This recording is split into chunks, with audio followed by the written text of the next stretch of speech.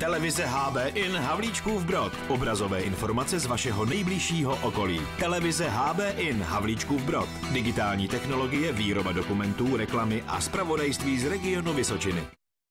Kolony, objížďky a zdržení i několik desítek minut. To kvůli opravám silnic zažívají řidiči letos v létě v Havlíčkově Brodě. Příšerné. Nebaví to nikoho, mě nejméně. Tady to je každý rok takhle rozkopaný, takže jsem velice nespokojen s tím. No tak je to špatný, že je to rozkopaný, ale opravit holce to musí, no a tak je to v pořádku, že se to dělá.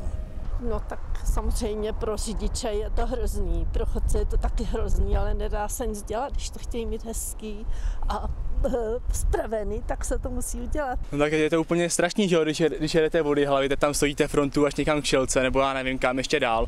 Jsou tam semafory, já tam na Jihlavský bydlím, takže to musím jak blbě vždycky odjíždět. Dělníci v Brodě pracují na několika místech zároveň. To, že se opravy sešly ve stejný čas, přitom původně v plánu vůbec nebylo.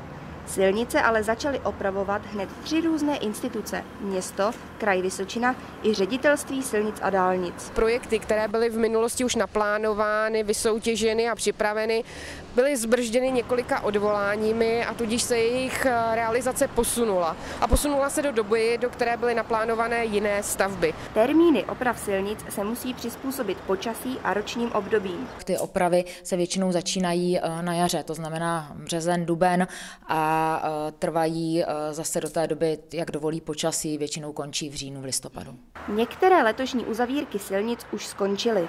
Řidiči ale stále musí objíždět Žižkovu ulici, částečně uzavřená je i Lidická. Doprava v současné době je celkem v pořádku, ačkoliv máme zde několik uzavírek, tak kromě kolony, která se tvoří ve směru od Jihlavy do Havlíčkova Brodu, tak Havlíčkovým Brodem se dá projet poměrně bezproblémově. Doprava by se měla v Havlíčkově Brodě vrátit do normálu na podzim letošního roku. Ano, havlíčkobrodští teď mají problém s dopravou, ale na konci tunelu už je vidět světýlko a na podzim si myslím, že budou mít jedny z nejlepších silnic v kraji. Řidiči v Havlíčkově Brodě se ale s opravami budou muset potýkat i příští rok. Naplánovaná je oprava tohoto mostu přes potok Žabinec a rekonstrukce mostu na Humpolecké ulici. Pro letní žurnalistickou školu Tereza Barteková.